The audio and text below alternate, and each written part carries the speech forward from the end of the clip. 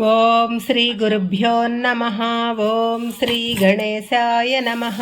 ఓం శ్రీ త్రిపుర సుందర్యై నమః. ఓం శ్రీ లలితా సహస్రనామార్ధచంద్రిక. 102వ నామం విష్ణుగ్రంథి విభేదిని. అంటే విష్ణుగ్రంథి అనాహత చక్రపాతంలో, అనాహత చక్ర ప్రాంతంలో కొద్ది పైన ఉంటుంది. విష్ణుగ్రంథి విభేదన అయినప్పుడు సూక్ష్మ శరీరము కంటే వేరుగా కారణ శరీరము ఉంటుందని తెలుస్తుంది. అప్పుడు విష్ణుమాయ తొలగుతుంది. ఉద్వేగ ఆవేశాలకు వడపోత జరిగి అది ఉత్తేజ ఉత్సాహాలు మారిపోతాయి. యోగ సాధన ద్వారా మనలోనున్న అహంకారాన్ని, ఆశలను, విషయ వాంఛలను ఛేదిస్తే విష్ణుగ్రంథి విచ్ఛేదనము జరుగుతుంది.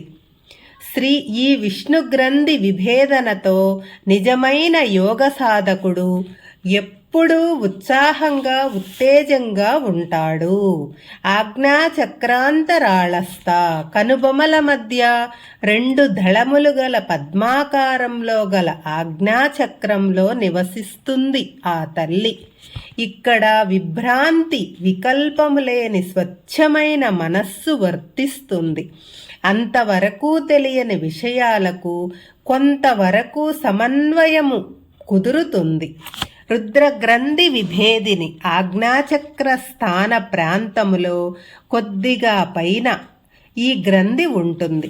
విష్ణుగ్రంథి భేదనము అయిన తరువాత సాధకుడు తన యోగ సాధనలో ప్రపంచమంతా మరచిపోయి ఆ తల్లికి ఆత్మార్పణ చేసుకున్న తరువాత రుద్రగ్రంథి భేదనం అవుతుంది.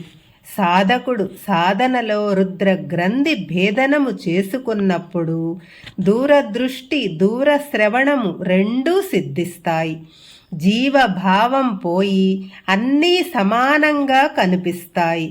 వారు ఆ విధంగా చూసేవారు సమయాచారులు. సహస్రాంబుజారూఢ సహస్రార పద్మాన్ని అధిష్ఠించినది. సాధకుడు ఈ గ్రంథుల భేదనము తరువాత అమ్మవారి అపార కరుణకు పాత్రుడై సృష్టికి సంబంధించిన మాయను దాటి సహస్రారంలోని అమృతమయ స్థానానికి చేరుకోగలుగుతాడు. సహస్రారంలో శివునితో కలిగిన శక్తి కలయిక సాధకుని యోగ లక్ష్య సిద్ధిగా ముక్తిని ప్రసాదిస్తుంది. సిద్ధులు, యోగులు వారి కుండలిని శక్తి ఈ స్థితిలోనే ఉండిపోవటానికి ఇష్టపడతారు. సుధాసారాభివర్షిత అమృతాన్ని ధారావర్షముగా కురిపించునది. అమ్మవారి పాదస్పర్శ వల్ల ద్రవించిన అమృతము సహస్రారం నుంచి ధారాపాతగా వర్షింపబడుతుంది. ఈ అమృత వర్షాన్నే సుధాసార అంటారు. ధారాపాతంగా ద్రవించే ఈ సుధాధారలతో సుగమ్నా మార్గము, దానిలోని షట్చక్రాలు, గ్రంథులు, సమస్త నాడీమండలము తడుపబడతాయి. జీవనమంతా అమ్మవారి చైతన్య అనుగ్రహాల మీద ఆధారపడి ఉన్నదని, సమస్తము ఆమెనని జ్ఞాన దృష్టి చేత గ్రహించి తదనుగుణంగా నడుచుకున్న వారే జీవన్ముక్తులు. తటిల్లతా సమరుచి ఆ తల్లి మెరుపు తీగతో సమానమైన కాంతితో దర్శనమిస్తుంది. వెన్నెముఖలో ఉండే ఇడా పింగళా నాడుల మధ్య సహస్రారం దగ్గర నుంచి మూలాధారం వరకు ఉండే సుగమ్నా నాడి కూడా ఇలాగే అత్యంత కాంతివంతంగా ఈ సాధనా ప్రక్రియలో మిరుమిట్లు గొలుపుతూ ప్రకాశిస్తుంది. షట్చక్రాలను భేదన చేసుకొని మెరుపు తీగవలే సహస్రానికి చేరుతుంది. షట్చక్రోపరి సంస్థిత 6 చక్రాలపై ఉన్న సహస్రారంలో కొలువై ఉన్న శ్రీదేవి ఆ తల్లి ఉపాసకుని సాధనలో కుండలినీ శక్తి సుగమ్నా మార్గం గుండా మూలాధారాది షట్చక్రాలను అధిగమించి వాటన్నింటికీ పైన ఉన్న సహస్రార పద్మంలోని సుధాసాగరంలో శివుని పర్యంకం మీద హాయిగా స్థిరంగా ఉంటుంది. కాబట్టి షట్చక్రోపరి సంస్థిత ఈ నామాన్ని అర్థం చెప్పుకోవచ్చు. మహాశక్తి బ్రహ్మమునందే ఆసక్తి కలిగినది. మహా అద్భుతమైన ప్రపంచముతో విడదీయలేని సంబంధము కలది. అన్ని శక్తులకు మూల కారణమైన శక్తి సూక్ష్మ నాడిచే సూచింపబడు అగ్నితత్వ సరస్వతితో విడదీయలేని బంధము గలది.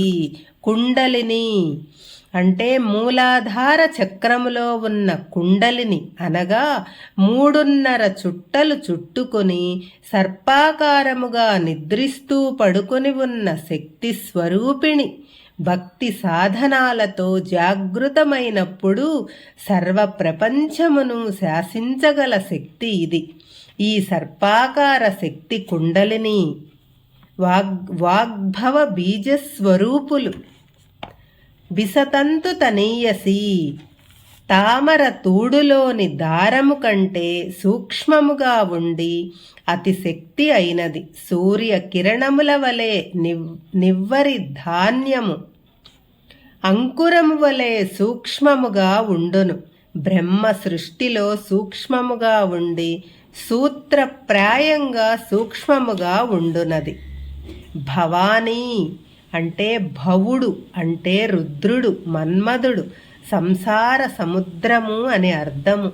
ఈ ముగ్గురిని జీవింపచేయటము మూలముగా అమ్మవారు